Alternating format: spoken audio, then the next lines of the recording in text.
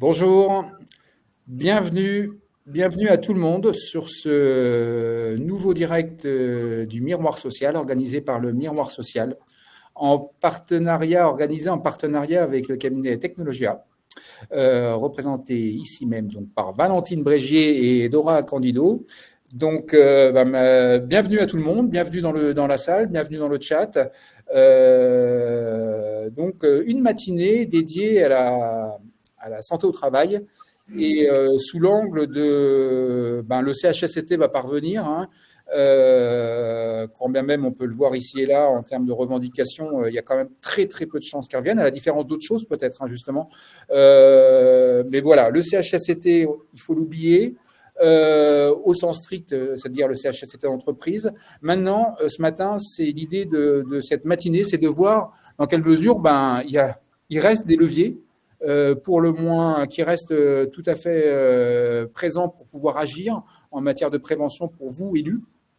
Et donc, l'idée de ce matin, c'est de montrer, montrer qu'il y a des pistes d'action, qu'elles soient sous la voie du contentieux, ou alors qu'elles soient plus de la voie sur l'organisation et de l'organisation, qu'on verra avec les deux exemples qu'on a la chance qu'on va avoir en partage ce matin. Donc, merci à Peggy. Peggy Angar, toi, tu es la secrétaire du CSE Randstad Sud-Est et DSC CFDT. Oui, Donc, Randstad, tu vas nous montrer. Merci à toi, Peggy. Tu vas nous montrer l'exemple d'une voie contentieuse, mais en amont, il n'y a pas que du contentieux. Et tu devais intervenir avec Guy Perrault. Et c'était alors, tu vas vraiment porter les deux paroles. Hein. Merci à toi, parce que votre témoignage illustrait bien ce qu'il était possible de faire en termes d'articulation entre toi en tant que secrétaire de CSE et Guy en tant que responsable de la C2SCT. Et Laurent, voilà, merci à toi, Peggy. Et Laurent Bois-Lascaux, toi, tu es donc le délégué général d'un syndicat CGT, le SPIAC CGT, qui œuvre dans deux branches, le cinéma et la production audiovisuelle.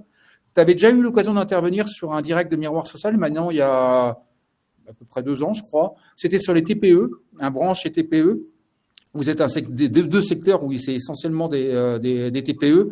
Et l'originalité de ce que vous avez pu faire, et cette fois tu vas pouvoir nous rentrer dans les détails, et où vous en êtes, c'est que vous avez monté des CHSCT, entre guillemets, de branches, pour répondre aux besoins des TPE. Et les TPE, il y en a un paquet au-delà des branches cinéma et production du visuel, dont les besoins sont très peu adressés par les partenaires sociaux. Donc, merci à toi, Peggy. Donc, on va commencer avec à poser le sujet. Donc, dans la salle, n'hésitez surtout pas. Hein, l'idée, c'est qu'il n'y a vraiment pas de recette.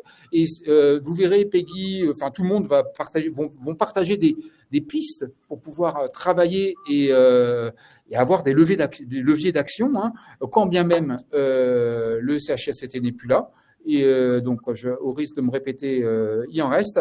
Et donc, on va essayer de les voir. Et si vous pouvez donner des idées aussi de bonne coordination, de pratiques de bon sens, à mon avis, souvent, parfois, mais c'est toujours bon de les partager. Donc, si ça fait écho de votre côté dans la salle, n'hésitez surtout pas à partager et aussi on les remontera. Donc, Valentine, on va commencer avec toi. Donc, tu es directrice juridique chez Technologia. Donc, avec toi, on va peut-être privilégier, c'est pas privilégié, mais tu as plutôt une voix contentieuse. Hein. C'est quoi la photo que tu fais sur effectivement, le tableau est pas génial, avec les CHSCT qui ont disparu, les représentants de proximité qui cherchent où ils habitent et qui sont absolument, qui sont vraiment une géométrie variable. Enfin bon, ils n'ont pas trouvé leur place encore, et encore on est dans l'optionnel.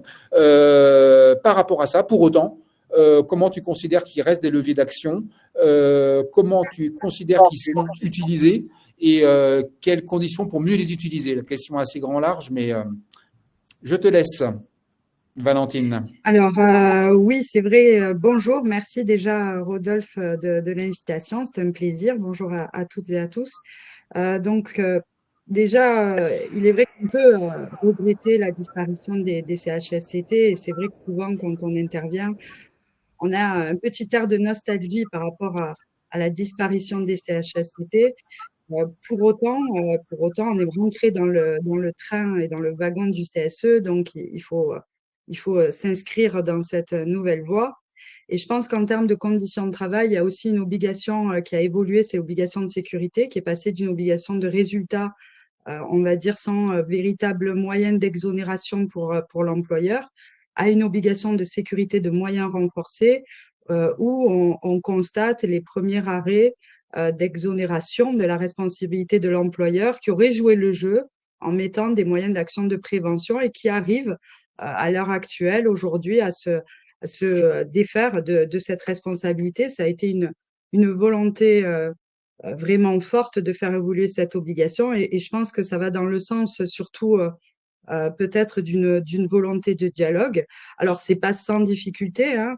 Euh, tu as un peu brossé le tableau des difficultés, mais c'est vrai qu'aujourd'hui, on est vraiment sur une volonté de négociation, on est sur une volonté de proximité, et pour autant, il y a des défauts de communication, il y a des défauts aussi de proximité avec les salariés. Les élus rencontrent de vraies difficultés de moyens aussi, hein. On y reviendra peut-être aux moyens mis en place tout simplement dans les CSE et les CSSCT. Euh, Toujours est-il qu'il y a des choses qui n'ont pas changé en fait, hein, du CHSCT au CSE, notamment les moyens d'action. Les moyens d'action, inspection, enquête, expertise, danger grave et imminent, toutes ces actions restent valables juridiquement et en pratique. Et il y a un point qui est vraiment pivot dans la définition même de la mission en santé-sécurité du CSE et des CSSCT, et dans son troisième alinéa, donc c'est pour le coup, je vais citer l'article, même si j'en ai pas l'habitude, c'est le L23 12-9 qui précise dans son troisièmement que le CSE peut susciter toute initiative qu'il estime utile et notamment faire des propositions, notamment harcèlement moral, sexuel et agissement sexiste. Et puis la fin de la phrase, c'est l'employeur, le refus de l'employeur doit être motivé et motivé. Et je pense que c'est là-dessus que le bas blesse et qu'il faudrait travailler peut-être, on va dire, de manière avec plus de traçabilité, plus de traçabilité de l'information en séance. C'est-à-dire que si on fait un récapitulatif de comment s'y prendre pour que les conditions de travail ne soient pas une fatalité et comment on s'y prend en CSE, c'est déjà le choix du sujet. Je pense qu'il faut absolument choisir un sujet qui mobilise les salariés. Donc, ça sous-entend des moyens de communication, hein, des moyens digitaux, mais aussi humains, en présentiel. Ensuite, il y a une phase d'analyse. Donc, de quoi on dispose comme information? Est-ce qu'on ne peut pas ouvrir des débats avec les salariés? Qu'est-ce qu'ils ont comme proposition? Parce que souvent, les salariés sont eux-mêmes les meilleurs experts de leurs conditions de travail. Et le but d'un CSE, c'est aussi d'agir soi-même sur les conditions de travail et participer à la vie de l'entreprise par le biais de ses représentants. Donc là, ça permet de mettre en débat les propositions des salariés eux-mêmes et du coup d'agir eux-mêmes sur leurs conditions de travail, de s'exprimer, donc c'est-à-dire soit de le mettre en place lors d'un CSE, de faire cette proposition donc soutenue par les salariés dans le cadre d'une CSSCT, d'un CSE. Elle peut être soutenue par une organisation syndicale qui peut aussi aider dans la mobilisation autour de cette proposition qui deviendra une revendication éventuellement au niveau syndical. Et puis, ne pas oublier, si on arrive à avoir la réponse motivée de l'employeur, donc il a le droit de refuser tout en motivant son refus. Ce n'est pas dans la culture de l'entreprise, c'est trop cher, donc à lui de motiver le refus de cette proposition. Toujours est-il que quand on met en place un suivi dans le long terme, on se rend compte que ce refus ne peut pas être valable à plusieurs reprises. Si le risque perdure et que la proposition n'a pas été adoptée par l'employeur en concertation avec le CSE et que le risque perdure, à un moment donné, on va revenir à la charge avec cette proposition dans le cadre d'une traçabilité d'information, d'un suivi de l'information. Et là, il peut y avoir un caractère contraignant au niveau juridique puisqu'il y a une vraie violation possible de l'obligation de sécurité.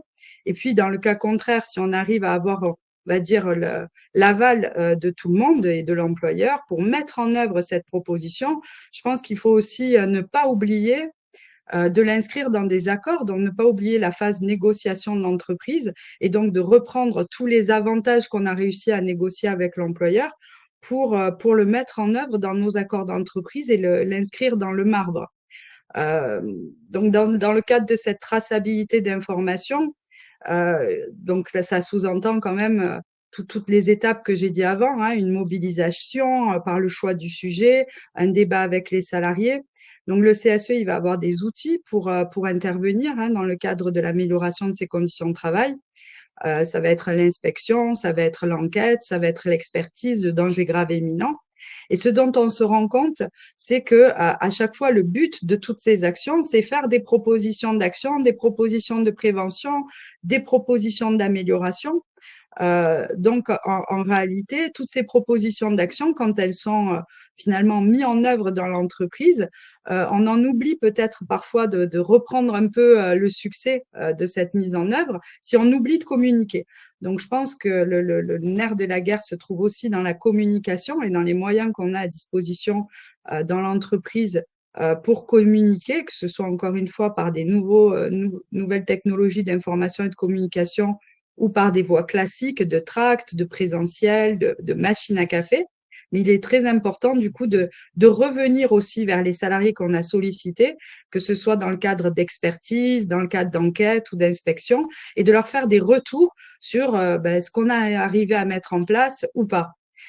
Si je peux, du coup, après, si on part sur le mauvais tableau, c'est-à-dire que véritablement aucune évolution des conditions de travail, malgré nos propositions, l'employeur ne fait pas droit à nos demandes, si finalement les conditions de travail se dégradent, il faut quand même savoir qu'aujourd'hui, il y a bon nombre de jurisprudences qui abordent le droit pénal du travail, hein, qui abordent les conditions de travail sous l'angle du droit pénal.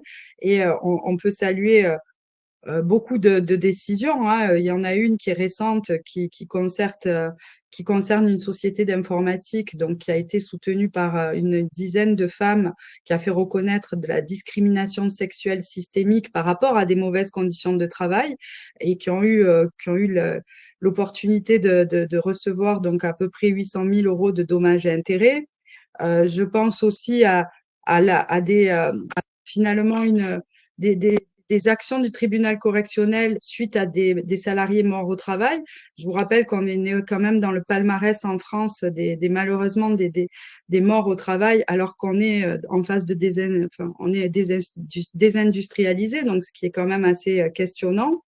Et on peut relever plusieurs décisions, mais il y en a une qui peut peut-être, on va dire, être marquée, c'est celle qui concerne donc un jeune homme de 25 ans qui est mort en tombant du toit sans aucun équipement de sécurité, et où là, l'employeur a été condamné à 36 mois de prison avec sursis, dont 18 mois fermes.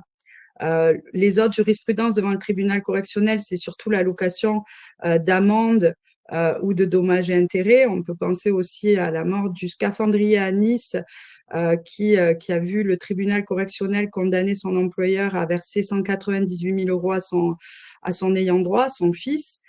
Donc, on voit bien que quand même, il y a une judiciarisation qui est possible avec des condamnations en cas de drame. Donc, il est important d'avoir ce dialogue. Ce dialogue, c'est véritablement, on fait des propositions d'amélioration et l'employeur doit répondre de manière motivée. Et si le risque perdure, on doit le supprimer. On ne doit pas être allé au travail pour y laisser des plumes ou pour mourir. Donc, on ne peut que saluer ces décisions qui ont été un peu la suite. Donc, je vous invite à aller au cinéma. Il y a un film qui est sorti le 8 novembre qui s'appelle Par la fenêtre ou par la porte, qui retrace un petit peu l'affaire France Télécom et qui met bien en exergue donc les conséquences pénales pour l'employeur et pourquoi les raisons donc de cette qualification d'avoir choisi le harcèlement systémique plutôt que l'homicide involontaire. Mais on parle bien d'homicide involontaire dans ces cas de salariés morts avec des collectifs de familles qui se battent, des organisations syndicales qui se battent pour avoir justice, deux, avoir réparation, mais surtout pour plus que ça se reproduise. Donc, je pense que le vrai dialogue social, c'est ça, c'est le salarié qui peut intervenir sur ses propres conditions de travail et sur dans la vie d'entreprise par le biais de ses représentants et la réussite, la discipline est mère de tous les succès. Et ici, je pense que c'est la traçabilité de ce dialogue en CSE qui va nous permettre de changer les choses. Merci Valentine. Alors, je reprends ton expression quand on a cadré. Je te fais rebondir là-dessus. Tu parlais, c'est toi, ton expression. Je pense que ça illustre bien là ce que tu viens de dire. Tu parles de suivi contraignant. Sauf que ce Ah, tout à suivi fait. contraignant de part des élus sur les actions de la direction. Excusez-moi, j'ai du Larsen. Et suivi contraignant. Mais le suivi contraignant, c'est quand même fastidieux. C'est pas le truc qui va motiver le plus les élus. On va pas se cacher. C'est pas le travail le plus motivant a priori. Pour autant, il est essentiel. Et comment vous, en tant que cabinet, vous pouvez aider à mettre le pied à l'étrier aux élus pour qui rentrent dans des logiques de formalisation, d'objectivisation, de suivi, Alors, je suis entièrement d'accord avec toi. Ça, il y a un petit côté pas marrant parce qu'il y a un petit côté scolaire. Cependant, donc c'est vrai que c'est plutôt de la traçabilité, de la professionnalisation dans nos revendications. Donc, ce qu'on propose au CSE, que ce soit dans le cadre des formations qu'on dispense ou dans le cadre des séminaires, des conférences, c'est donc de résumer un petit peu leurs propositions dans le cadre d'un tableau qui serait problématique CSE, propositions d'action détaillées du CSE, donc qui sont en fait les propositions des salariés eux-mêmes, hein. Le texte de référence, donc ça peut être l'intervention d'un expert, ça peut être des normes de droit du travail. Laisser une case donc pour la réponse motivée de l'employeur à chaque proposition et puis créer un suivi, c'est-à-dire on se revoit puisque vous refusez la proposition ou même si vous l'acceptez, on se revoit dans combien de temps? Donc un délai de suivi. Là où on va aider les élus CSE, CSSCT, les représentants du personnel, c'est que, par exemple, lorsqu'on fait appel à Technologia, le but d'une expertise, et Dora nous en parlera puisque c'est une directrice de mission qui fait ça toute la journée, le but de l'expertise, c'est véritablement de donner la parole notamment aux salariés pour qu'ils puissent s'exprimer librement, pour faire une photographie finalement de la santé de l'entreprise aujourd'hui et de se projeter demain et établir dans ce cadre-là des préconisations d'experts qui va permettre de co-construire un plan d'action, on l'espère. Et donc, en réalité, Technologia fait ces préconisations qui sont en réalité le cœur de l'expertise. Le but de l'expertise, c'est vous aider à faire des propositions d'action lorsque les sujets sont trop complexes ou trop graves ou trop dramatiques ou voilà, on est un peu dépassé par les événements. Je rappelle quand même que les élus CSE sont aussi des soldats de première ligne, hein. Donc, c'est compliqué aujourd'hui hein, d'être représentant du personnel. Ça demande beaucoup de sacrifices humains, personnels, familial. Et donc, on les aide à mettre en œuvre ce suivi parce que toutes ces préconisations, on les présente aussi sous forme de tableau. Donc, en réalité, les élus qui font appel à Technologia peuvent faire un copier-coller des préconisations de l'expert, l'intégrer dans leur tableau pour établir un suivi sur le long terme. Et ce suivi sur le long terme, ce suivi contraignant, et effectivement, je le confirme, c'est que l'employeur, déjà dans une première phase, et chose où peut-être on est on dit un peu trop, voilà, un peu trop souple sur la question, c'est que quand on restitue en expertise et qu'on présente les préconisations d'experts, en réalité, l'employeur doit y répondre de manière formelle, par écrit, à chaque préconisation d'expert, on doit avoir un refus motivé de l'employeur. Alors, c'est pas moi qui le dis, c'est l'article L 2312-9. Et s'il répond par le refus de cette proposition, de cette préconisation, de cette mesure de prévention, c'est tout à fait son droit. Mais si on fait un suivi dans 1 mois, 2 mois pour prouver finalement que le risque professionnel perdure, eh bien effectivement, notre proposition que l'on remet un peu sur la table devient alors contraignante. Ça veut dire quoi? Ça veut dire que dans une deuxième phase, quand on revient avec cette proposition, l'employeur n'a plus le choix de refuser. Il ne peut plus refuser. Lorsqu'un risque professionnel perdure, et que l'on a déjà constaté, il y a une prise de conscience du coup qui a été actée de l'employeur. Et là, il est obligé d'agir. Il est obligé d'agir soit en adoptant la proposition des élus, soit en adoptant une proposition qui serait similaire. Et je pense que ce suivi nous aide véritablement à ce que nos propositions d'amélioration, de prévention, voire nos revendications syndicales deviennent contraignantes parce qu'elles répondent à la suppression d'un risque. Parfait. Merci à toi, Valentine. De tribunaux juridictionnels et de tribunaux correctionnels et de drames par la suite. Donc, c'est aussi en soi un acte de prévention. Ok, merci à toi, Valentine. Bah, écoute, tu pourras rebondir quand tu veux, quand tu le sens, n'hésite pas. Je passe la parole à Dora. Dora, donc toi, tu es directrice de mission chez Technologia. Donc, tu as moins l'œil potentiellement contentieux parce que ce qu'a exposé le suivi, donc a exposé Valentine précédemment, on n'est pas obligé d'aller au contentieux, c'est la base du travail de l'instance, donc c'est le travail de fond. Ça ne peut que renforcer l'éventuelle action au contentieux. Et justement, ce travail de formalisation, Dora, comme dans le cadre du CSE, comment tu le vois? Comment on optimise, entre guillemets, cette coordination entre le CSE et la C2SCT et comment tu vois la meilleure optimisation des ressources, pour employer les grands mots? Ouais. Alors bonjour à toutes et à tous. Effectivement, je pense que ça fait un petit moment maintenant que le CSE est en place et on peut dire, je pense qu'il y a autant de CSE que d'entreprises et autant finalement de configuration que d'entreprises puisque les accords sont venus cadrer l'ensemble de ces éléments. Je pense que on arrive aussi à une période de renouvellement des CSE, donc c'est important aussi de pouvoir tirer les enseignements finalement de cette première mandature de CSE pour pouvoir continuer à garder ce qui fonctionne bien et pouvoir améliorer finalement ce qui a un petit peu péché. Il est vrai que en termes de coordination, c'est pas simple. Alors il y a des élus qui sont engagés et c'est une bonne chose puisque avec le passage en CSE, en tout cas sur le terrain, on s'aperçoit qu'il y a aussi eu finalement des périmètres de CSE qui ont été revus et qui ont été agrandis, ce qui fait qu'aujourd'hui en CSE, on a des réunions avec beaucoup de participants et des périmètres qui sont étendus et également des sujets qui sont très importants et très nombreux, ce qui crée beaucoup de charges de travail et ce qui implique aussi de pouvoir à un moment donné se poser pour pouvoir définir quelles sont les priorités et les objectifs du CSE et de la mandature. Alors en termes de coordination, comme je le disais, je pense qu'il y a autant de configurations que d'entreprises. C'est-à-dire qu'en fonction des accords qui ont été signés, il y a des entreprises qui ont mis en place des CSE avec des périmètres soit géographiques, soit par activité. Ça dépend des entreprises. Et puis, il y a des commissions santé-sécurité également qui ont été mises en place, soit au périmètre du CSE, soit parfois, il y a des entreprises en fait qui créent finalement des commissions santé-sécurité en fonction des sujets.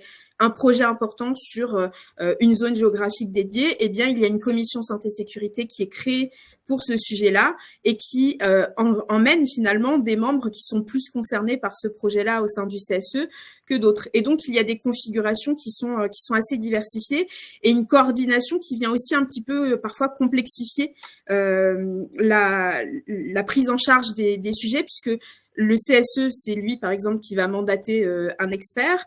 Il va souvent, en tout cas dans certains cas, déléguer le suivi de l'expertise à la commission santé-sécurité. Et ensuite, la commission santé-sécurité va préparer les travaux du CSE qui va, lui, rendre un avis. Donc, il y a effectivement une nécessité de coordination entre ces deux instances. Et après, il y a les représentants de proximité qui n'ont pas été créés dans l'ensemble des entreprises, ce qui fait que là aussi, parfois, ça pêche un peu. C'est-à-dire que quand bien même les représentants du personnel sont très présents sur le terrain, c'est vrai que, par exemple, quand il y a un éclatement géographique, c'est difficile, s'il n'y a pas de représentants du personnel affectés à l'ensemble des sites, d'être présent sur le terrain tous les jours. Et donc, là, on perd un petit peu en proximité Et en tout cas, si on veut garder et préserver cette proximité, ça demande un effort complémentaire, là où on a des représentants du personnel qui sont déjà accablés parfois par une charge de travail très importante et de nombreux sujets à traiter. Donc effectivement,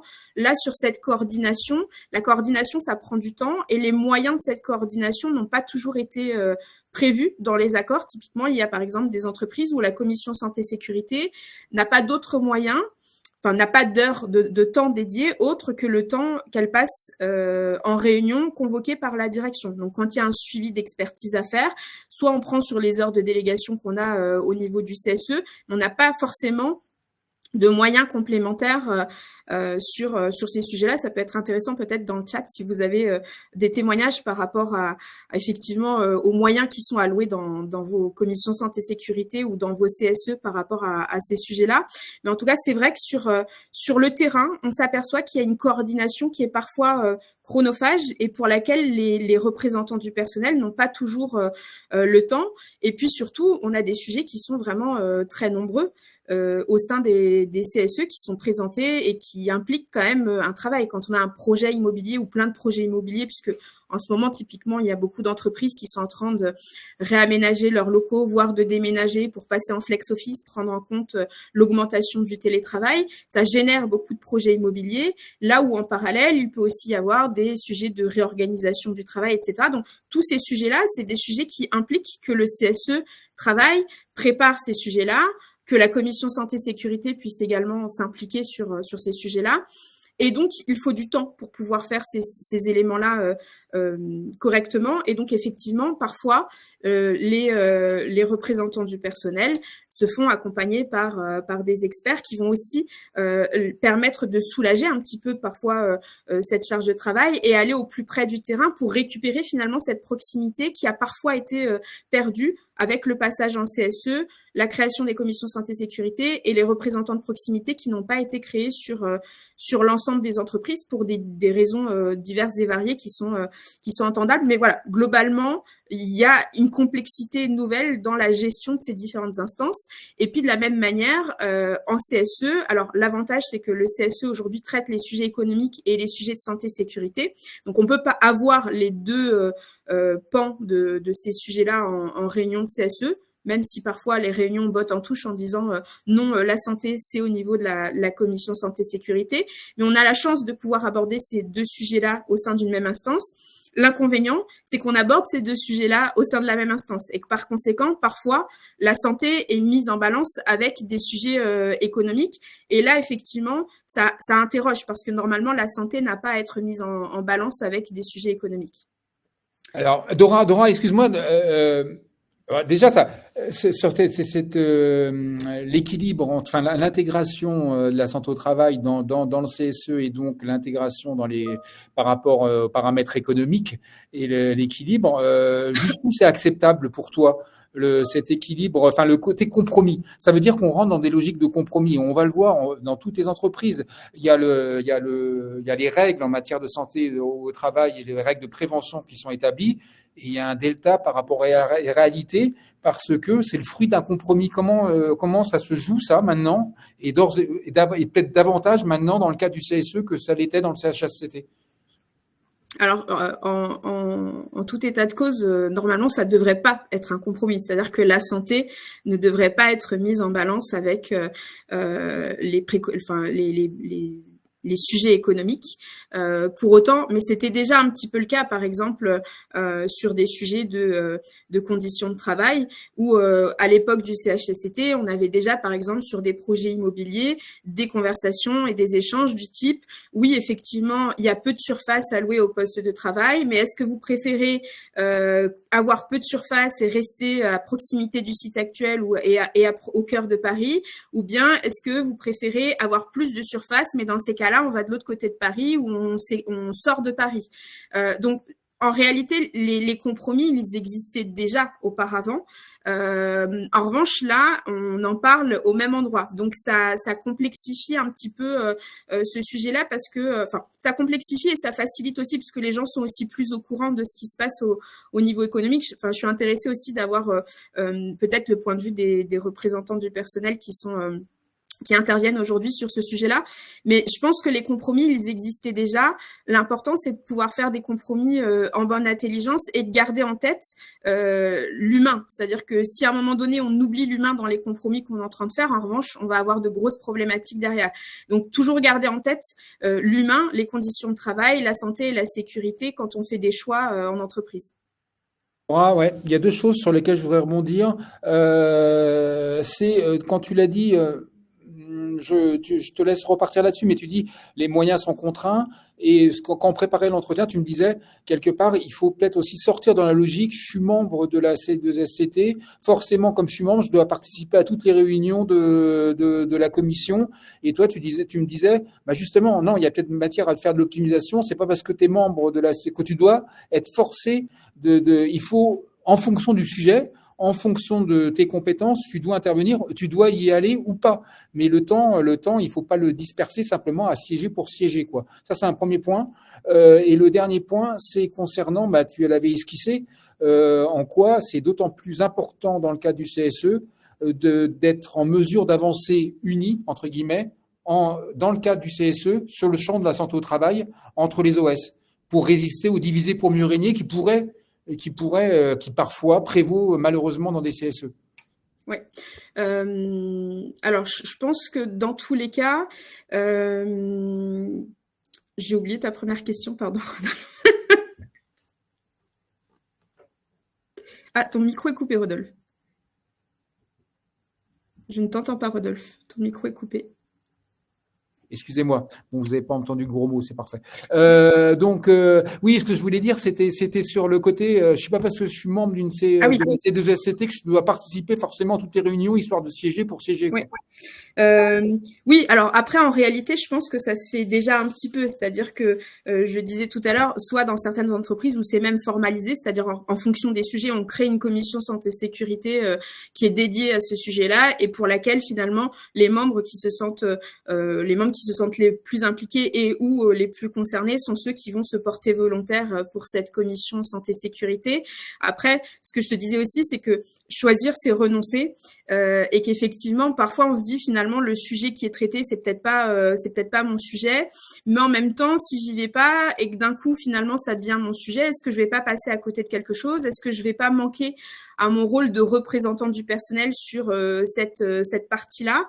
C'est pas facile, c'est des choix à faire. En revanche, je reviens sur ce que je disais tout à l'heure, je pense que c'est important aussi au regard de la multiplicité des sujets de pouvoir se fixer des priorités dans les sujets qu'on va aborder, dans les sujets qu'on va traiter. Alors, ça ne veut pas dire abandonner d'autres sujets, mais c'est effectivement choisir où on va mettre ses forces et s'assurer néanmoins d'avoir une bonne représentativité. L'idée, c'est pas d'avoir 2 membres parce que 2 membres sur 10 parce qu'il y en a que 2 qui se sentent concernés. Il faut quand même qu'il y ait un équilibre finalement entre la direction et les représentants du personnel qui sont en présence. Mais effectivement, au regard de la multiplicité des sujets, il y a peut-être une organisation à avoir pour que les représentants du personnel puissent choisir aussi les sujets sur lesquels ils ont le plus de connaissances, le plus d'appétence et sur lesquels ils pourront amener la plus grande valeur ajoutée. Alors, ça ne veut pas dire ne pas participer aux réunions, mais en dehors des réunions, peut-être choisir les sujets, se structurer pour pouvoir justement répartir les forces en présence et ainsi pouvoir traiter les sujets peut-être plus en profondeur et traiter tous les sujets sans s'épuiser non plus, parce qu'encore une fois, et je suis preneuse aussi des retours des représentants du personnel, mais encore une fois, il y a une vraie multiplicité des sujets qui fait qu'aujourd'hui, dans les instances, il y a beaucoup de représentants du personnel aussi qui arrivent en fin de mandature à certains endroits, qui en commencent de nouvelles à d'autres et qui sont épuisés parce qu'il faut monter en compétences, il faut prendre les sujets, il y a toujours des nouveaux sujets, il faut travailler les sujets. Et quand on est sollicité, quand on fait maintenant parfois des CSE de 3 ou 4 jours d'affilée par mois, à un moment donné, si on est sur tous les sujets, ça devient compliqué de pouvoir être efficient sur ces sujets-là.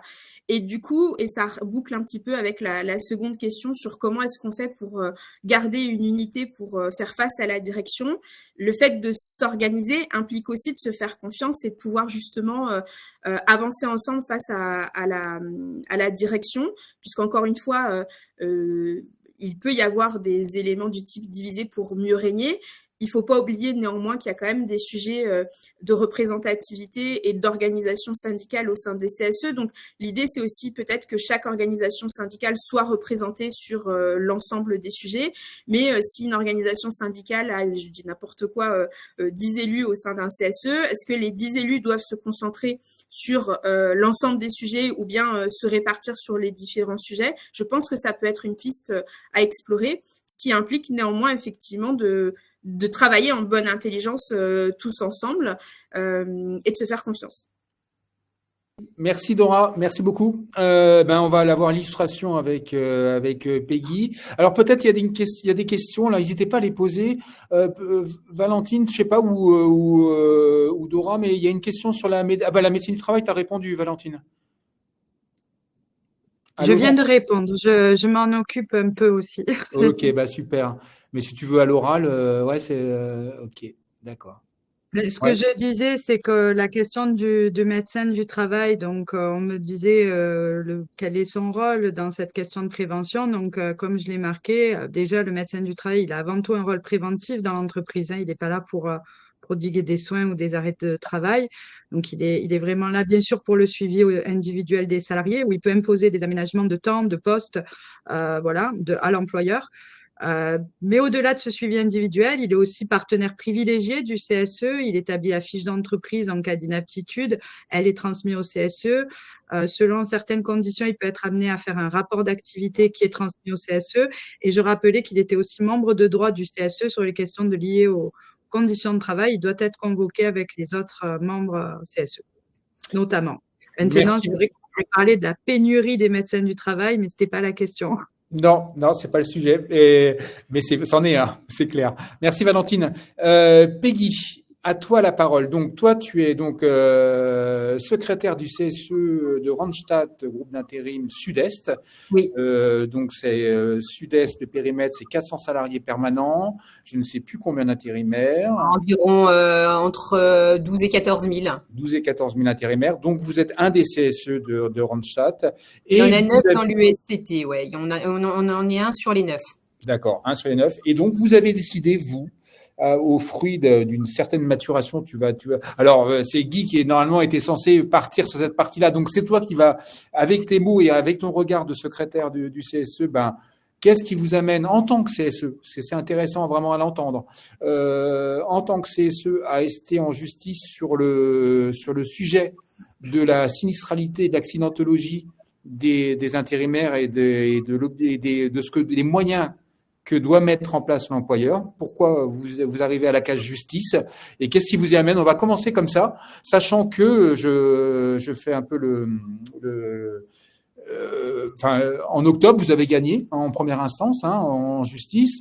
Je le dis tout de suite, la direction a fait appel au dernier moment parce que c'est quand même un jugement. Je vais te laisser le détailler, mais qui est loin d'être neutre pour une direction comme celle de Randstad que celui que vous avez porté.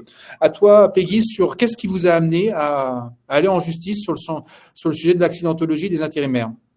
Alors, ce qui nous a amené à aller en justice sur l'accidentologie, c'est qu'en fait, on a trouvé qu'il y avait des écarts très importants entre le prescrit et le réalisé, en fait. On avait un niveau d'accidentologie sur notre région, le Grand Quart Sud-Est, qui était plus important et plus important qu'ailleurs, sur les autres régions, également supérieur au niveau de la branche du travail temporaire depuis 2014.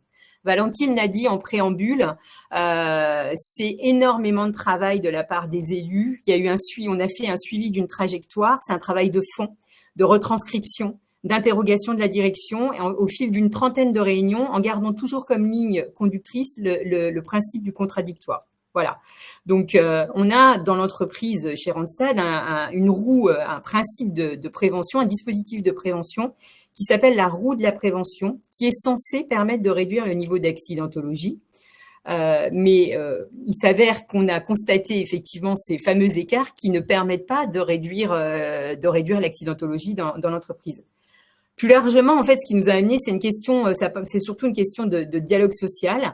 C'est les limites du dialogue social en fait qu'on a atteint pour aller en justice en fait, et le fait que d'accepter tout simplement que le recours juridique c'est une étape du dialogue social dans un contexte où la direction reste dans le déni. C'est pas évident dans le monde des instances, mais ça fait partie des leviers que doivent utiliser les élus du CSE. C'est ce qu'on a décidé, nous d'utiliser. Plus largement, aujourd'hui, on sait que c'est le dialogue social. On a des difficultés, organisations syndicales, à faire jouer notre rôle de contre-pouvoir dans un groupe international actionnarial comme l'est le premier, enfin, en tout cas le groupe Randstad. Donc, la prise de décision est hyper centralisée et aujourd'hui, on n'avait pas le choix d'aller en justice par rapport à ce qu'on constatait en fait. Peggy, si tu peux nous dire, c'est quoi la Randstad? Alors moi j'ai du mal avec la prononciation de Randstad. Moi je dis c'est pas Randstad. C'est Randstad. Voilà, c'est comme un stade. On enlève c'est Randstad en fait. Randstad. Voilà, c'est un groupe hollandais. Okay. Voilà. Okay. Bon, j'arrêterai de dire Randstad alors. Randstad. Alors Randstad, c'est quoi quelle est la condamnation? Si tu peux nous l'expliquer. La condamnation, c'est surtout ce qui était très important en fait alors j'ai pas la condamnation sous les yeux là, mais en tout cas ce qui était très important, c'est que le juge a condamné l'entreprise à mettre en œuvre un DUR PAPRIPAC pour les salariés intérimaires. Dans notre entreprise aujourd'hui, il existe un DUR PAPRIPAC pour les salariés permanents, il n'en existe pas pour les salariés intérimaires. Donc aujourd'hui, ça c'est vraiment le plus important, et de consulter surtout le CSE sur la politique de prévention et notamment sur le DUR PAPRIPAC qu'elle va mettre en œuvre pour les salariés intérimaires. Oui, un truc intéressant, là je te laisse.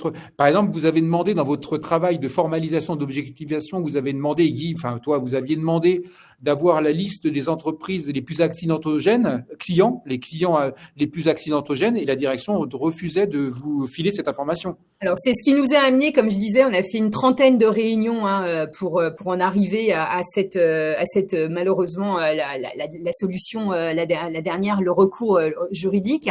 En fait, effectivement, au début, on était dans le dialogue social. Nous, ce qu'on voulait, c'est amener l'entreprise à reconnaître que son dispositif de prévention, la roue de la prévention, n'était pas forcément appliquée par faute de moyens pour nos collègues permanents.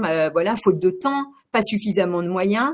Et donc, du coup, on s'est retrouvés à un moment donné, j'ai perdu le fil de ce que je voulais dire, mais on était, ta question, c'était, Rodolphe? Ah, t'as ton micro coupé. Pareil, je voulais dire. Et moi, j'ai perdu le fil aussi. Alors, parce que là, j'étais parti ailleurs, pour te dire franchement. Donc là, on va pas y arriver. Donc, en tout cas, aujourd'hui, si ça me revient, en fait, oui, effectivement, on avait demandé plusieurs éléments, plusieurs données que la direction a refusé de nous donner en 2021, notamment la liste des clients les plus accidentogènes sur notre région. Voilà. Donc, ça, c'est pareil. Ça a fait l'objet d'une réunion avec une délibération par notre avocat qui les a obligés à nous donner la liste des clients accidentogènes. Plus tard, on a également, quand on a eu les données demandées, on a également demandé une réunion extraordinaire en janvier 2022. Ça a donné lieu à une réunion extraordinaire avec justement un coordinateur prévention de la société. Et là, on s'est aperçu effectivement que les écarts qu'on avait constatés étaient réels. C'est ce qui nous a emmené derrière.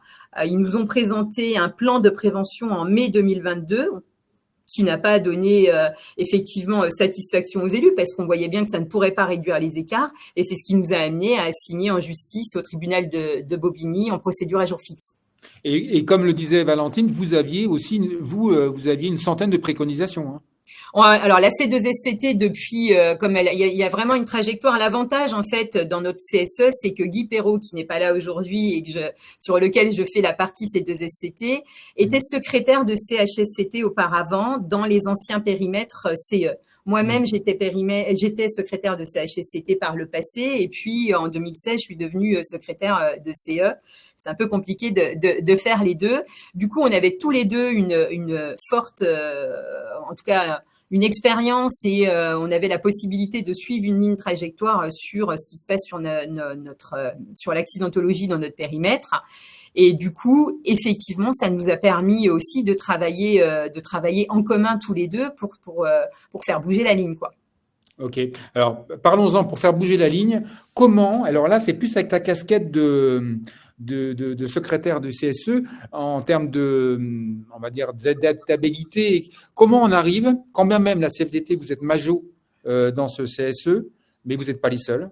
Donc, comment on se donne les moyens d'embarquer tout le monde pour que ça ne soit pas simplement une orientation CFDT et que ça soit une approche collective sur le sujet de la santé au travail et comment on embarque tout le monde. Quelle était la stratégie? Alors, c'est la partie la plus, ce qui nous a demandé quand même, avec le suivi des réunions, la retranscription de tout ce qui se passait, c'est la partie aussi qui nous a demandé le plus de travail. Avant toute chose, il faut quand même rappeler que dans l'intérim et particulièrement dans notre groupe, chez Randstad, on a une particularité dans les CSE puisqu'ils sont composés majoritairement de salariés intérimaires. D'accord. Donc aujourd'hui, on a 7 permanents sur un CSE qui compte 35 membres et 28 salariés intérimaires. Donc du coup, ces intérimaires sont en mission chez les clients, donc il n'est pas toujours évident qu'ils puissent se libérer. Et puis on a les permanents également. Donc on a dû faire preuve de beaucoup de pédagogie en fait, en expliquant chaque étape de la délégation d'un intérimaire, par exemple aussi à nos collègues, du recrutement jusqu'à la délégation dans l'entreprise utilisatrice, mais aussi chaque étape du poste de consultant, comment les consultants travaillent, à nos collègues salariés, élus salariés intérimaires. Toutes nos réunions, en fait, sont préparées avec les élus en amont et on a également fait le choix de se faire aider par plusieurs experts, de faire des formations avec notre cabinet d'avocats sur Lyon et des experts pour essayer de monter aussi tout le monde au même niveau. Ça, c'était aussi important. Il faut se rendre compte qu'aujourd'hui, on a nous, les élus salariés permanents, des accès à des documents que les salariés élus intérimaires n'ont pas. Ce qui nous a aussi amené à devoir judiciariser pour demander que tout le monde ait le même degré d'information aussi dans l'entreprise. Donc, ce qui nous a demandé beaucoup d'énergie et de patience, mais notre combat était légitime. Donc, en fait, il a été c'était facile de convaincre l'ensemble des élus c'était pour les conditions de travail de demain. Et surtout aujourd'hui, c'est que tous les élus participent à la prise de décision. C'est ça qui est important. C'est pas une décision qui est prise par la CFDT. Toutes nos décisions sont quasiment votées à l'unanimité, sauf une voix. Donc voilà, aujourd'hui, c'est comme ça qu'on fonctionne, avec de la pédagogie auprès de nos collègues pour qu'on soit tous au même niveau. Alors, c'est de la pédagogie qui passe par de la communication et on va l'illustrer. Peggy, si tu peux nous expliquer, je vais diffuser 2 vidéos que vous. Ah, je t'entends plus. Allô? Je ne sais pas si je suis toute seule. Non, on n'entend plus. On t'entend plus, Rodolphe. Il est figé. Allô, allô? Oui.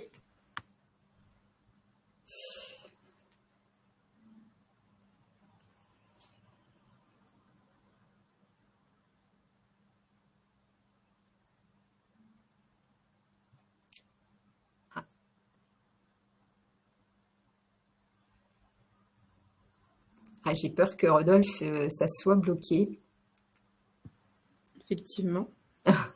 Alors, du coup, on va essayer de meubler peut-être. Alors, je vais expliquer peut-être, avant qu'il revienne, je vais expliquer la communication.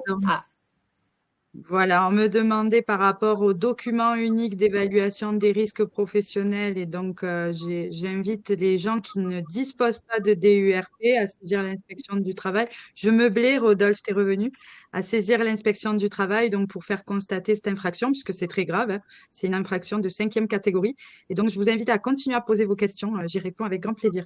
Donc je te rends la parole, Rodolphe, maintenant que tu es revenu, avec tes 2 vidéos que tu vas nous projeter. Merci Valentine, tu suis bien, c'est parfait. Et bonjour Wahiba, parce que Wahiba, elle est déjà intervenue sur des lives, elle est dans la salle de chat, et effectivement, Wahiba, tu représentes l'intérim et tu avais déjà l'occasion d'intervenir, donc merci à toi. Donc oui, Peggy, à un moment où on a été déconnecté, je disais, bon, effectivement, il y a pas mal de points négatifs à la disparition du CHSCT, mais là, en l'occurrence, vous en profitez dans la mesure où vous avez accordé à la CHSCT des budgets pour communiquer en tant que commission Vous avez accordé des budgets pour que tous les PV, les réunions de la commission soient tracées avec des comptes rendus qui sont externalisés pour justement gagner du temps en termes d'efficacité et que ça puisse alimenter la formalisation, etc. C'est des moyens que le CHSCT précédemment n'avait pas. Et donc, je vous je peux peut-être te répondre là-dessus. En fait, il n'y a pas de moyens spécifiques dédiés à la C2SCT chez nous. C'est que les ordonnances Macron, tout simplement, elles ont permis que la C2SCT, qui travaille les sujets de la santé, sécurité au travail pour le CSE, puisse bénéficier du budget des AEP comme n'importe quelle commission. Donc, en fait, elle a bénéficié des budgets qui sont votés par les élus pour, par exemple, les honoraires d'avocats. On a travaillé beaucoup, les experts, un cénotypisme, parce qu'avant, en CHSCT, rappelez-vous, c'était les secrétaires qui faisaient les procès-verbaux. Aujourd'hui, elle bénéficie du même moyen. Les honoraires des experts qui nous accompagnent.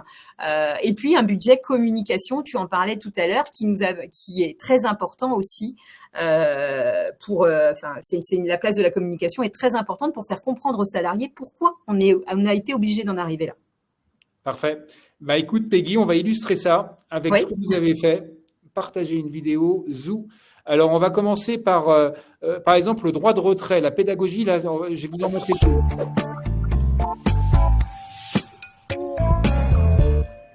Bon, c'est bien qu'on prenne le temps de se boire un café, parce que tes missions s'enchaînent et on a un peu de mal à se voir. Ouais, c'est vrai, le temps passe vite. Bon, et puis pas de bol, cet accident du travail. Oui, d'ailleurs, je voulais t'en parler. Alors déjà, je suis vraiment contente que ce soit pas grave. Moi aussi. Et donc, si j'ai bien compris, le client t'a demandé de monter sur une échelle pour travailler sur une enseigne lumineuse, c'est ça ? Et j'imagine que tu sais qu'en général, c'est interdit et qu'en plus, Randstad l'interdit formellement. Ouais, je sais. Bon, et donc, comment ça se fait que tu m'aies pas appelé ? Parce que moi, j'aurais pu directement intervenir auprès du client, tu sais. J'ai refusé plusieurs fois, mais il a insisté. Alors je l'ai fait en me disant que ma mission se finissait dans 2 jours et qu'après j'aurais une autre mission, ailleurs. Ok, je comprends. Mais on en a parlé du droit de retrait, tu t'en rappelles ? Disons que le droit de retrait sur le papier c'est bien joli, mais dans la vraie vie, faut pas oublier que moi j'ai besoin de mon chèque à la fin du mois.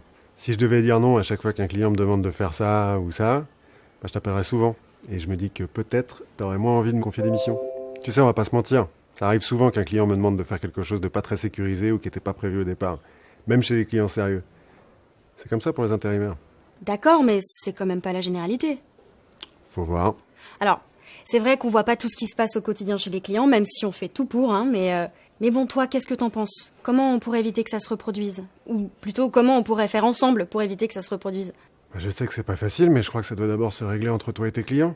Moi, tout ce que je veux, c'est travailler et rentrer chez moi en bonne santé. Et je vous fais confiance pour ça. Donc, ce qui serait bien, c'est que tu saches exactement ce que je vais faire pendant ma mission et que tu rappelles au client que je dois faire que ce qui est au contrat et pas autre chose.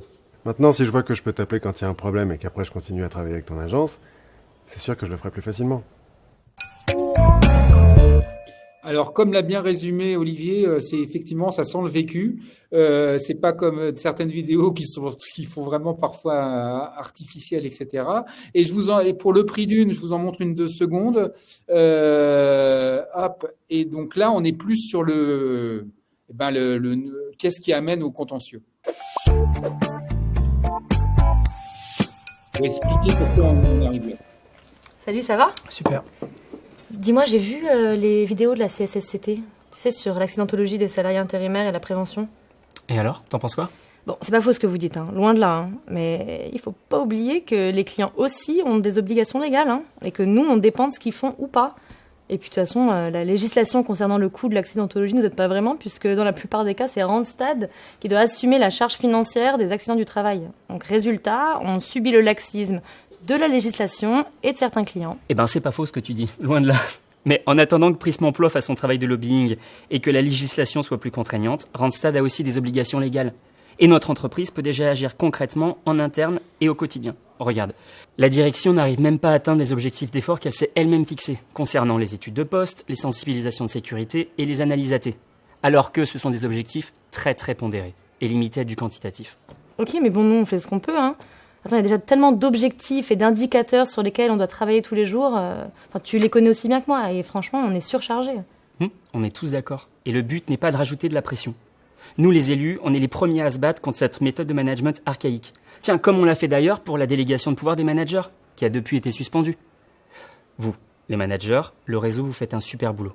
Non mais si, il n'y a qu'à regarder les résultats du groupe et le niveau de dividendes versés aux actionnaires. En France, depuis 2014, 719 millions au total, soit 90 millions par an. La performance économique, elle est là. Et en plus, dans un contexte de course à la productivité, avec l'impact sur les fonctions support qu'on connaît et un énorme turnover des consultants. Donc, c'est vous qui compensez ces écarts au quotidien. Alors bravo. Merci. C'est vrai que c'est pas facile tous les jours. Mais bon, on peut pas dire non plus que le groupe ne fait rien. Ah non, les élus disent pas ça.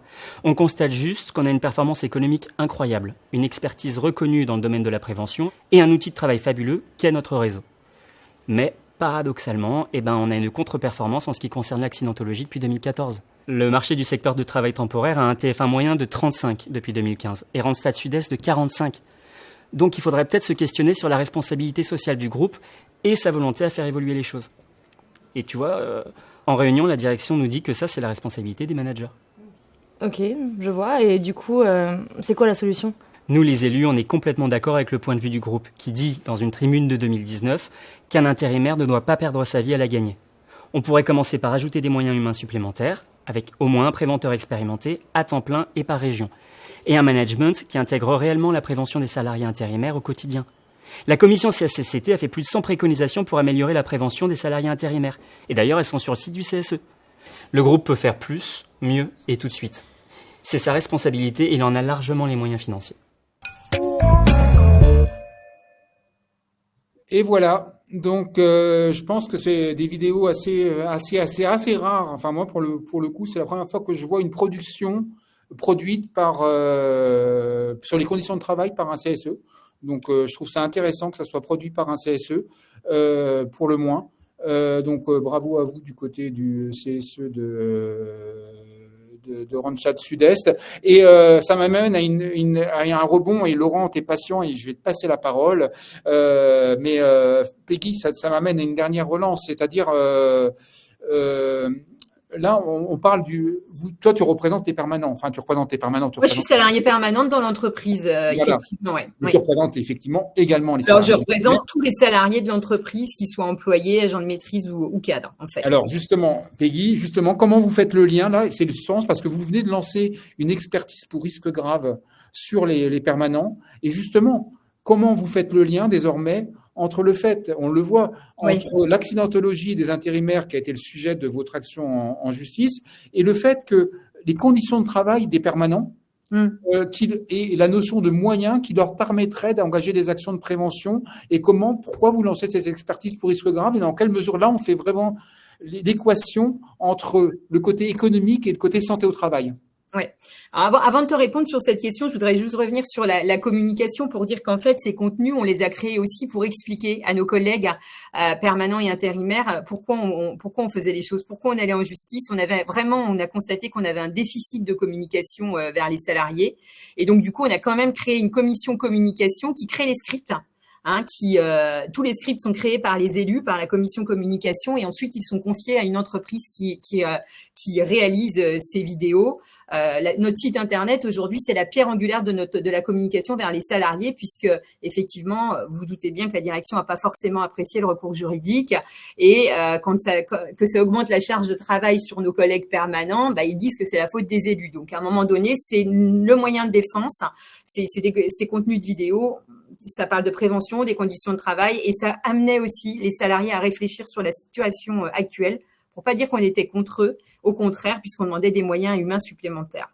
Pour répondre à l'expertise sur ta question sur l'expertise sur le risque grave qu'on a voté en septembre sur le CSE, en fait, on s'est rendu compte que la société ne consacrait pas les moyens suffisants pour permettre aux salariés permanents de mettre en œuvre la politique de prévention en matière de santé et sécurité des intérimaires. La roue de la prévention, c'est un bel outil qu'on s'est présenté. C'est un outil qui présente à la CARSAT, mais c'est difficile à appliquer. On a constaté également qu'on avait des indicateurs RPS, risques psychosociaux, qui se détérioraient de manière significative pour les salariés permanents de notre région, suite à une enquête qui avait été réalisée par une université en Belgique, dans le cadre d'un accord RPS que la direction est en train de négocier avec les organisations syndicales. Et puis, on avait également le rapport de l'expert sur la politique sociale de 2022 qui a révélé que les taux de turnover des salariés permanents étaient particulièrement élevés sur notre région et supérieur surtout au taux national, et qu'on avait un absentéisme qui était en augmentation significative aussi. Voilà. Donc tout le monde le sait, hein, le turnover, l'absentéisme, c'est des facteurs de risques psychosociaux assez importants, et ça révèle une qualité de vie au travail qui est dégradée de toute manière.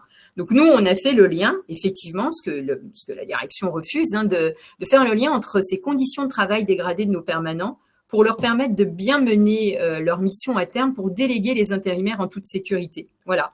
Donc, comment bien déléguer un intérimaire, comment bien lui expliquer où il va aller travailler, comment aller faire une étude de poste auquel sont contraints les entreprises de travail temporaire grâce à l'accord à l'ANI de 2017. Si à un moment donné, on est en sous-effectif en agence, si on renouvelle un tiers des effectifs chaque année, il y a un moment donné, ce n'est pas possible. C'est ce qu'on a essayé de dire. Et on souhaitait faire bouger la ligne parce qu'on se rend compte que nos collègues permanents sont aussi en souffrance. Hein. Et d'ailleurs, cette expertise risque grave, elle n'a pas été contestée par l'entreprise. Hein. Elle est légale aujourd'hui. Ils ne l'ont pas contestée. Donc, c'est bien qu'il y a un problème. Donc, on voulait agir effectivement sur l'urgence qui était la gravité de la situation concernant l'accidentologie des intérimaires. Mais on sait également que le facteur, c'est aussi les conditions de travail de nos collègues permanents qui sont surchargés et qui aujourd'hui ne peuvent pas. Puis la politique également dans l'entreprise, c'est qu'on ne manage pas la politique de prévention de la même manière qu'on manage la politique de business. Et c'est aussi là-dessus qu'on a voulu interpeller notre direction. Un vaste sujet. Vaste sujet. Ben, merci Peggy de l'avoir porté. Merci à toi. Laurent, tu as été patient. Ça va, Laurent? Bonjour. Donc, Laurent, toi, on va avoir, grâce à toi, on va avoir l'éclairage sur le fait. J'ai du Larsen.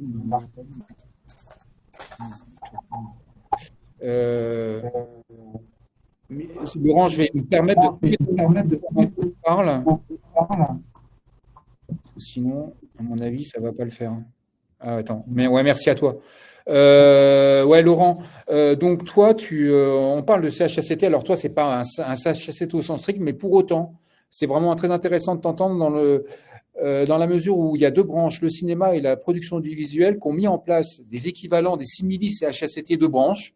Il y a fort longtemps, il y a des je sais plus, c'est 2007 pour la première, enfin bon, bref, ça date de Mathusalem, et pour répondre à quels besoins, dans quelles conditions sont mis en place ces commissions avec des moyens. Donc, Laurent, je te passe la parole et je ferme mon micro. Ben, je vais ouvrir le mien. Je suis patient, effectivement, parce que si j'étais pas patient comme vous, je changerais de boulot. Quand on fait du syndicalisme, on est toujours dans des temps longs et des temps qui imposent à un moment donné de garder raison et beaucoup de patience. Voilà. Alors, le contexte... N'hésite pas à réactiver ta caméra, Laurent. Elle est activée.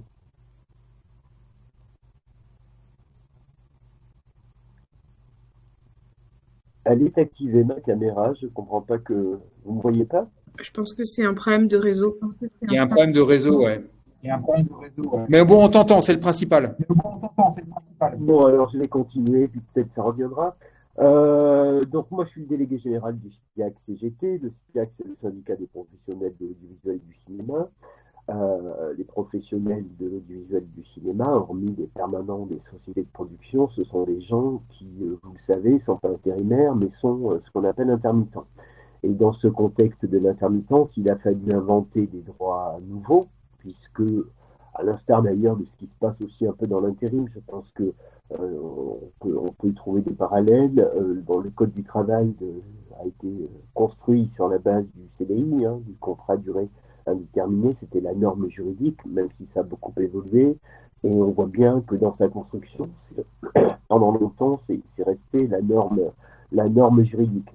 Voilà. Et donc, il a fallu, si vous voulez, dans nos secteurs, inventer des dispositifs qui permettent, à un moment donné, de doter les salariés que nous représentons, à savoir des salariés intermittents. Ça va de l'habilleuse au directeur photo, hein, pour les techniciens et techniciens. Voilà. Il a fallu donc doter doter de droits des salariés qui sont par nature précaires. Ça, c'est le premier élément. Deuxième élément, dans nos secteurs de la production cinéma et production audiovisuelle, qui sont deux secteurs qui sont relativement distincts, même si souvent les salariés passent de l'un à l'autre. Pour vous expliquer brièvement, la production cinéma, c'est ce qui produit des programmes pour les sorties en salle, et la production audiovisuelle, c'est ce qui produit des programmes pour les sorties de télévision. Voilà, donc du téléfilm, en passant par les séries, en passant par les émissions de divertissement, etc.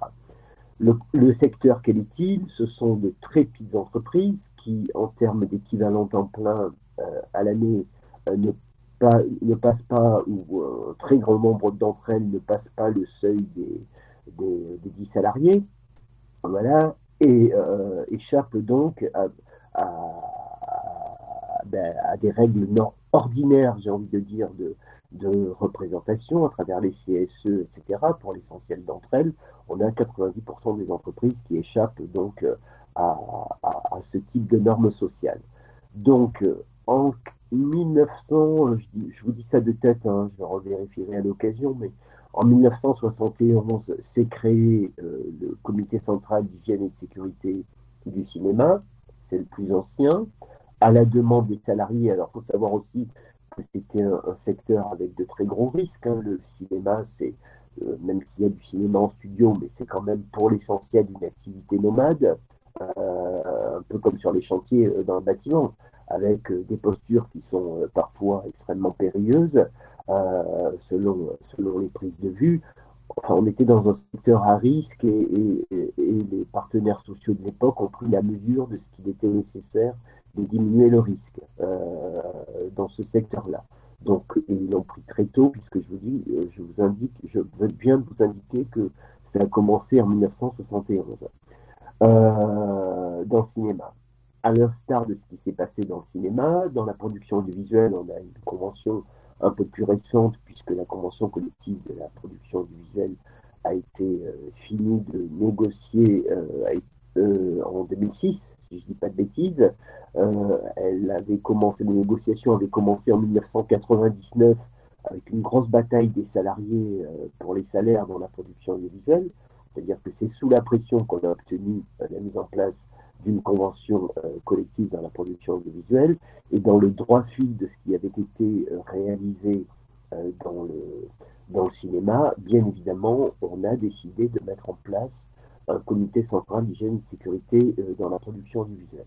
Alors, comment fonctionne ces deux comités centraux? Fonctionnent avec des représentants, employeurs et salariés. Du côté des employeurs comme du côté des salariés, puisque maintenant il y a aussi une mesure de la représentativité du côté des employeurs, hein. Donc c'est la mesure de la représentativité qui donne un peu le là de l'organisation des deux CCHSCT d'ailleurs, puisque le fonctionnement au fond n'est pas très différent, aussi bien dans l'audiovisuel que dans la production cinéma. Dans la production cinéma comme dans la production audiovisuelle, on est tenu à faire ce qu'on appelle des déclarations de chantier. C'est-à-dire que dès qu'on va tourner, on doit déclarer au comité central d'hygiène et de sécurité, tant dans le cinéma que dans la production audiovisuelle, selon les cas que l'on va démarrer un chantier. Et en fonction de ça, on a deux salariés, une femme dans la production audiovisuelle, une préventrice dans la production audiovisuelle et un préventeur dans la production cinéma, qui font des sondages et se rendent sur les lieux de travail pour aller observer un certain nombre d'émissions. C'est comme ça qu'on fonctionne.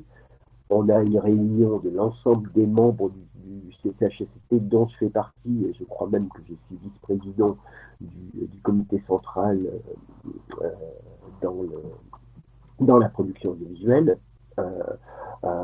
Et j'ai la double casquette puisque je suis aussi dans la production cinéma comme représentant, et là c'est un travail de partenaires sociaux avec des prérogatives qui s'apparentent, qui sont similaires aux anciennes prérogatives des CCHSCT. Voilà. ou des CHSCT, parce que du coup, je suis tellement habitué au comité central que je ne raisonne plus qu'en termes de comités centraux, je m'en excuse, mais les prérogatives sont à l'identique. On se réunit, les préventeurs font des rapports tous les 3 mois ou tous les 4 mois, j'ai plus ça en tête, en termes de ce qu'ils ont pu constater sur les tournages qu'ils ont visités, etc., etc. On décide de mettre l'accent sur telle ou telle problématique, et ça, on le décide entre partenaires sociaux des deux CCHSCT. On a parfois des travaux croisés, puisqu'au fond, les problématiques sont pas tellement différentes. Merci pour la plaquette kit de prévention. Je vais la remontrer tout à l'heure. Je vais la remontrer tout à l'heure. Voilà, c'est l'exemple même d'un travail qu'on a conduit sur la question du harcèlement, des violences sexuelles, etc., qu'on a conduit de manière croisée avec les deux comités centraux, tant cinéma audiovisuel, puisqu'au fond, les problématiques sont pas tellement différentes. Donc, on a un système, j'ai envie de dire, qui fonctionne bien. Alors, puisque tu mets l'accent, Rodolphe, sur le kit de prévention, on est extrêmement absorbé en ce moment et depuis plusieurs mois maintenant. Excuse-moi, Laurent. Ouais. Excuse-moi, parce qu'on a du Larsen, mais avant de parler de harcèlement, alors je vais continuer avec le Larsen, mais si tu peux simplement nous préciser le mode comment ça financé. Ça finance donc 2 emplois dans chacune de préventeurs, plus des moyens de déplacement. C'est quoi le budget? C'est quoi la cotisation qui est demandée aux employeurs pour financer ça? Alors, j'ai eu le temps, même si j'ai fini très tard hier soir, puisqu'on est dans un conflit sur les salaires extrêmement violent en ce moment dans la production audiovisuelle. Peut-être vous l'avez entendu dans les journaux ou lu dans la presse. Le Parisien couvre pas mal l'événement et la presse spécialisée aussi. On est dans une bataille sur les salaires et on a une très très forte mobilisation qui est même historique. On n'avait pas vu ça depuis 1999. Alors je ne vous cache pas que hier soir j'ai fini très tard et que les journées sont extrêmement longues en ce moment, mais j'ai pris le temps de répondre aux sollicitations de Rodolphe. Et j'ai pris tout le cinéma, mais on est à peu près dans cet ordre de grandeur dans la production audiovisuelle. Dans le cinéma, on a une cotisation modeste, enfin relativement modeste du côté assise sur la masse salariale, brute, évidemment. On a une cotisation de l'ordre de 0,04% de la masse salariale qui permet d'alimenter annuellement le CCHSCT. Ça, c'est pour le cinéma. Ça permet d'avoir en l'état un salarié. Ça permet de couvrir les dépenses de déplacement du salarié, plus voire des dépenses de tests, de matériel, etc., nécessaires à un moment donné. Vous savez qu'en termes de pollution, on peut aller sur un tournage, vérifier que quand les gens, par exemple, mangent à la cantine, encore une fois, je le redis, c'est une activité nomade. Donc, quand les gens mangent à la cantine sur un tournage, c'est souvent à l'extérieur, sous des barnums, et là, c'est chauffé avec des souffleries, etc. Il y a, et ça peut nécessiter de faire des prélèvements en termes de pollution, s'assurer que les salariés ne sont pas soumis à des pollutions aux oxydes de carbone, etc. Tout ça nécessite toute une logistique qui accompagne le préventeur, plus tous les moyens de communication, mais vous l'avez évoqué tout à l'heure, j'avais entendu, le nerf de la guerre, effectivement, c'est la communication. C'est le nerf de la guerre et en même temps, rien ne vaut le rapport de proximité. On a aujourd'hui une enveloppe qui permet de fonctionner. Évidemment, on pourrait toujours rêver d'une enveloppe meilleure, mais je ne serais pas juste en stigmatisant l'enveloppe et en disant qu'elle ne permet pas de fonctionner. Elle permettra, je pense, à terme, dans la production, je ne vais pas être très long, elle permettra, je pense, à terme, dans la production audiovisuelle, de recruter un deuxième salarié, et elle devrait permettre, à terme, dans la production cinéma aussi, de recruter une deuxième personne. Laurent, super exemple. Le rayonnement est national sur les deux CCHSCT. Alors, Laurent, moi, ça m'amène à une question, avant d'envoyer sur d'autres, mais comment tu expliques que vous soyez les 2 seules branches à avoir mis en place ça, parce que quelque part, ça répondrait quand même à des besoins dans toutes les TPE de toutes les branches. Qu'est-ce qu'il fait? Comment tu expliques? Enfin, tu n'es peut-être pas le mieux placé pour expliquer ce qui ne se passe pas ailleurs, mais bon. Moi, je ne peux pas effectivement expliquer ce qui se passe ailleurs ou ce qui ne se passe pas. C'est que je sais que, comme je l'ai indiqué, comme je te l'ai dit au téléphone, nous, on a été dans la nécessité d'innover, mais pas simplement d'ailleurs sur la question des CCHSCT, puisqu'on a aussi inventé un dispositif qui s'appelle le délégué de branche et qui permet à un moment donné, moi, par exemple, je suis le délégué de branche pour le SPIAC CGT, et je peux intervenir à tout moment pour m'assurer que le droit du travail est respecté dans les sociétés.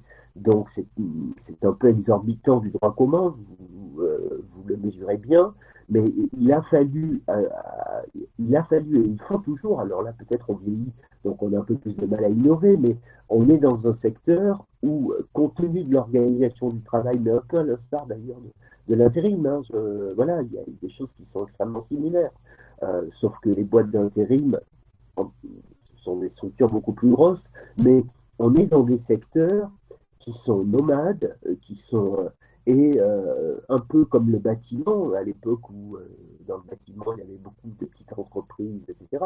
Dans le bâtiment, rappelez-vous, historiquement, ils ont construit des choses extraordinaires, hein.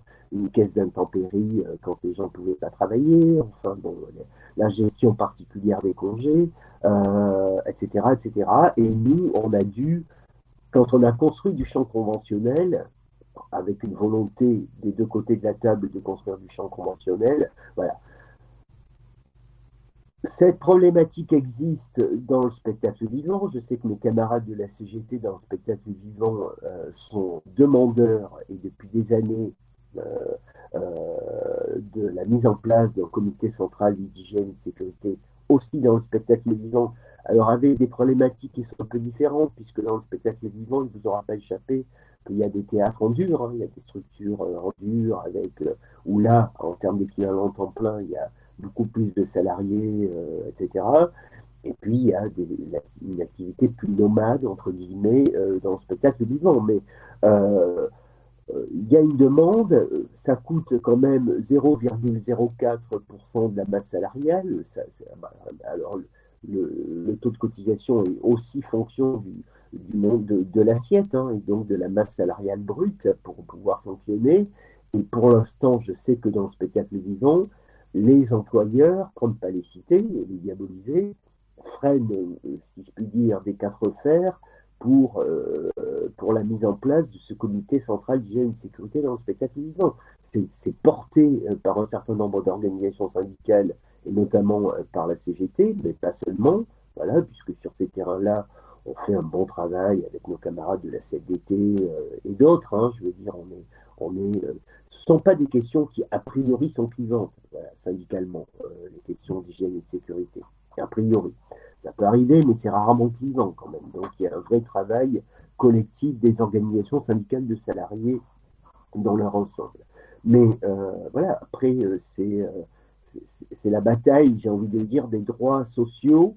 Et c'est toujours compliqué de gagner de nouveaux droits ou d'imposer de nouvelles obligations aux employeurs quand ils se sont habitués à en avoir très peu. Et pour finir de répondre complètement, de vous répondre, et pas simplement à Rodolphe, il faut prendre la mesure que nous, hormis le cinéma qui est un peu original, parce que le cinéma, c'est ce qui a donné le là de l'existence de droits sociaux dans tout le spectacle enregistré, hein, puisque la télévision est apparue après, ça ne vous aura pas échappé. Donc, hormis le cinéma qui, lui, existe quand même depuis un certain nombre d'années, avec des droits, en plus avec des ouvriers, il y avait des ouvriers du cinéma. Et de tradition, les ouvriers se battaient. Les gens qui développaient, qui faisaient du photochimique, etc., qui développaient des films, historiquement, ce sont des gens qui ont commencé à se battre dès les années 30. Donc ça s'est structuré bien avant, mais le reste du secteur production audiovisuelle, par exemple, voire télédiffusion, a fortiori, nous ne représente pas la télédiffusion, hein, on est uniquement dans la production, mais le reste des secteurs s'est structuré tardivement, et j'ai envie de dire que la vraie structuration, au fond, elle a débuté en 2003 quand il y a eu un gros conflit des salariés intermittents sur un dossier que duquel vous avez entendu parler, puisque, à savoir le conflit des intermittents du spectacle en 2003, avec une volonté à l'époque du ministre du Travail, qui était M. Larcher, qui a dit OK pour le recours à l'intermittence, mais à condition que vous construisiez du conventionnel dans vos secteurs. Et bien évidemment, nous, à la CGT, qui étions dans le désir très fort de construire du conventionnel, mais ça, on ne peut pas imposer aux gens de venir autour de la table, hein, c'est toujours, et vous le savez, c'est comme ça que ça fonctionne. On a joué à fond le jeu de construire du conventionnel, et c'est comme ça que tout ça s'est mis en place. Ok, parfait. Merci Laurent. Alors, tu avais commencé. Est-ce que tu peux, alors par contre rapidement, parce que effectivement, j'ai présenté le kit de prévention et je l'ai mis en lien, j'ai mis en lien sur le chat toute la ressource, mais en quoi la question de harcèlement moral et sexuel vous pose actuellement un sujet et que vous êtes en plein introspection là-dessus sur ce que vous allez faire et vous avez même lancé un audit parce que le harcèlement. Alors, je crois qu'on a affaire à de nouvelles générations de salariés, et tant mieux, qui sont un peu dans le tolérance zéro sur les questions de harcèlement, sur les questions de genre, etc. Et je dis c'est tant mieux parce qu'il y avait un certain nombre d'abus. Alors, je ne pense pas que ce secteur soit, de mon point de vue, je ne pense pas que ce secteur soit plus touché que d'autres secteurs par les abus. Ce que je pense par contre très fort, c'est que la parole s'est libérée sur ces questions-là. Les vannes sont ouvertes. Donc, on a vu apparaître ces derniers mois un certain nombre de... ça a commencé avec MeToo, hein, vous connaissez un peu comment les choses se sont construites. Voilà, et la parole s'est libérée avec, c'est vrai, une espèce d'omnipotence, j'ai envie de dire, du producteur et du réalisateur, a fortiori quand les gens sont dans des situations de travail précaires. Donc c'était extrêmement compliqué. Et du coup, la parole se libérant, on a vu apparaître des situations extrêmement difficiles à gérer. Pour nous, en tout cas, membres du CCHSCT, d'abord parce qu'elles nous interpellent de manière individuelle, ça renvoie toujours à des choses de notre intimité. Je veux dire, les violences que soit ça nous renvoie à des espèces de postures, de voyeurisme un peu désagréables, pour vous dire les choses avec beaucoup de franchise, soit ça renvoie à de l'intime, voilà, et ce ne sont pas des choses qui sont faciles à gérer, et on n'est pas les uns les autres armés, de mon point de vue, pour vivre ça. C'est télescopé avec ça, et je ne vais pas être très long, le fait que la législation en place sur la prévention du harcèlement et du sexisme, etc., est relativement récente et qu'on a du mal à bien articuler les différents dispositifs et les différents éléments de la loi sur à la fois la prévention et à la fois sur quelle est notre responsabilité, par exemple, en tant que CCHSCT, quand on est informé de manquements graves, hein, puisque ça peut aller au crime aussi. Hein. Je vous rappelle que certains de ces agissements peuvent être qualifiés de crimes, et comment on peut faire face à ça. Alors, le 8 décembre, c'est bientôt, on aura une journée pas de formation réellement, mais où on va auditionner différents avocats, des salariés qui ont été confrontés à ça, des gens qui ont suivi la formation, puisqu'il y a une formation référent sur le harcèlement mise en place à la demande du Centre national de la cinématographie.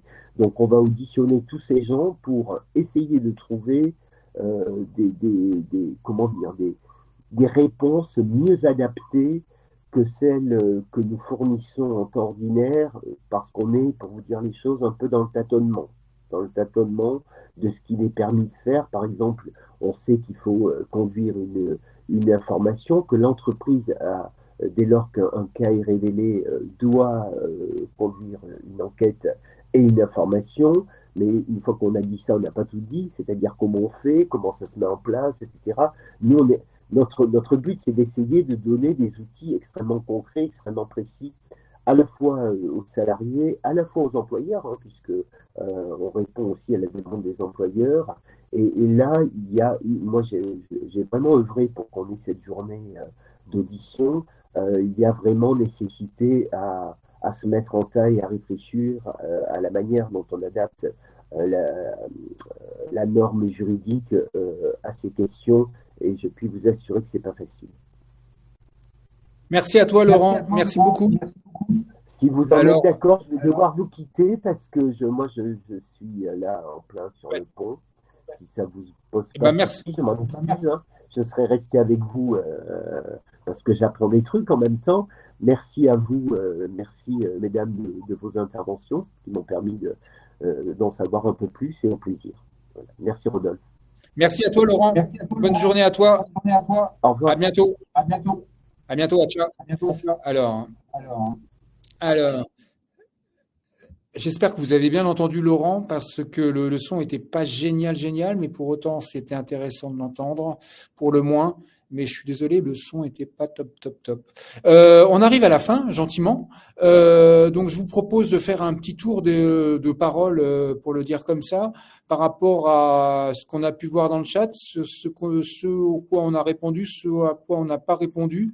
Bien sûr, on n'aura pas répondu à tout. On va commencer par toi, Peggy, sur ce que tu as pu lire, ce que tu as pu entendre, et mot de conclusion pour donner l'inspiration à tes petits camarades. Alors, ce que j'ai lu à peu près, c'est surtout que c'est difficile pour nous élus, et on voit bien à un moment donné quand il n'y a pas l'entente intersyndicale. Moi, ce que je retiendrai surtout et de dire, c'est qu'en fait, il faut que le CSE aujourd'hui soit facilitateur pour la C2SCT. En fait, il doit permettre en fait aux élus de décider sur les conditions de travail. Ça fait partie des prérogatives.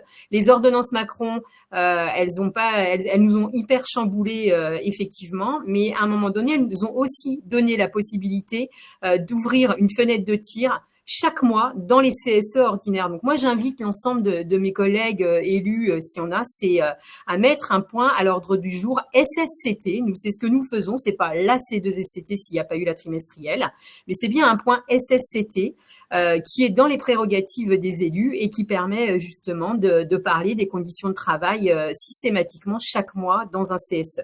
Voilà, donc et puis évidemment, j'ai beaucoup lu les problématiques intersyndicales, ça va de soi. Moi, j'ai 4 organisations syndicales qui sont dans le CSE.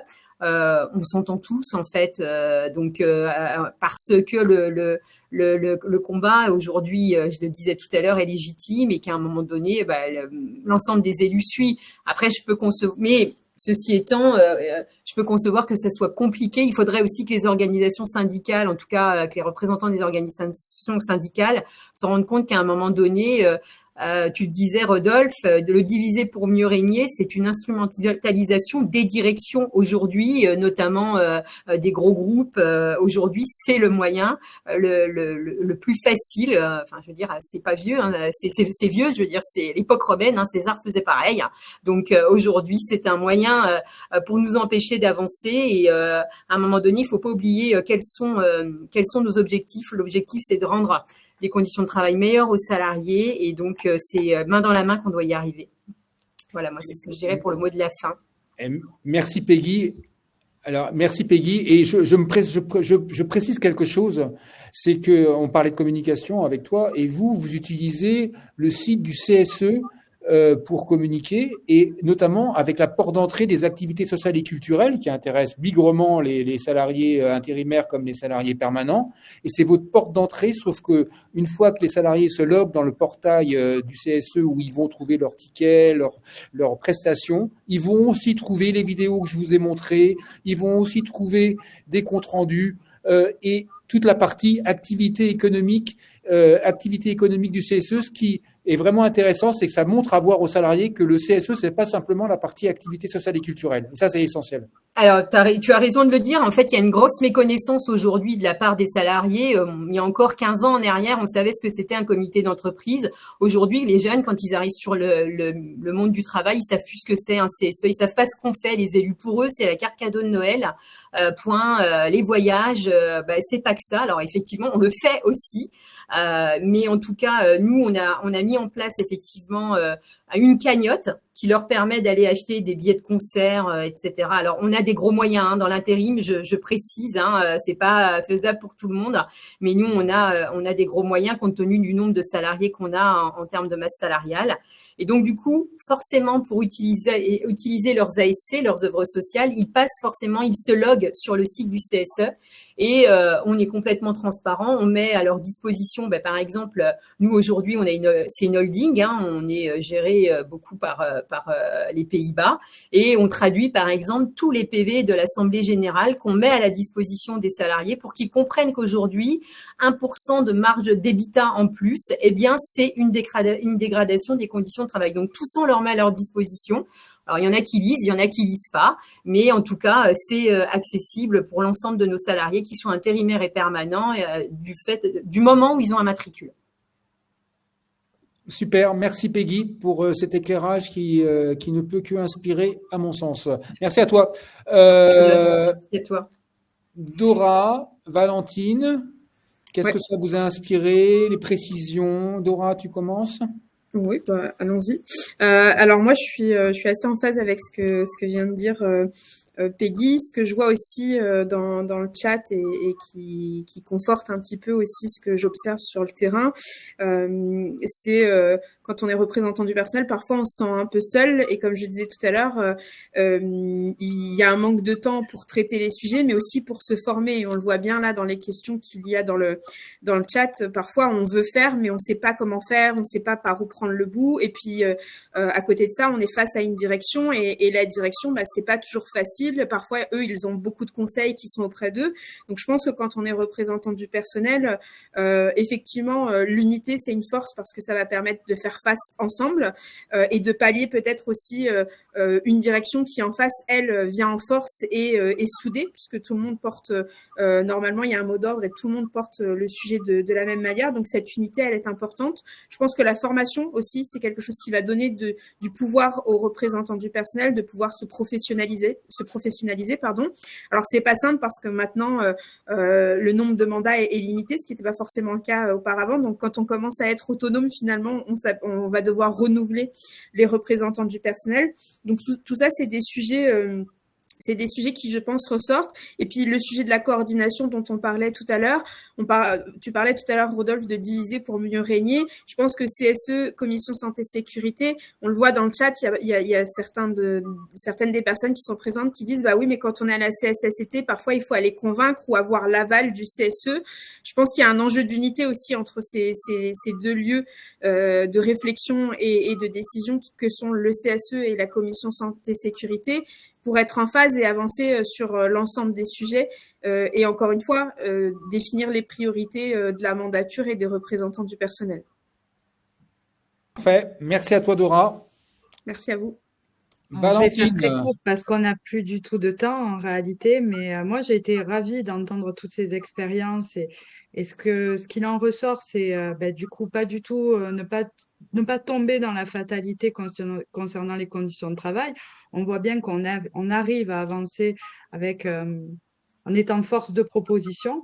Et puis, c'est l'occasion de saluer véritablement ceux qui font évoluer les choses, c'est-à-dire les représentants du CSE, les représentants de CSSCT, mais également les salariés, les familles des salariés, qui se battent tant au niveau syndical, au niveau représentation du personnel, pour être force de proposition et qui parfois vont jusqu'à l'action judiciaire pour rendre justice.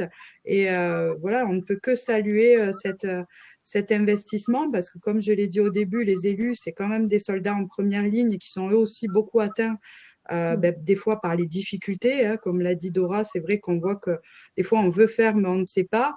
Donc, c'est vrai que c'est en tout état de cause un plaisir que d'agir à vos côtés, vous, représentants du personnel, et à nous sentir utiles socialement, à faire de ce monde un monde meilleur, on l'espère, à améliorer les conditions de travail des salariés pour qu'on puisse avoir une représentation efficace.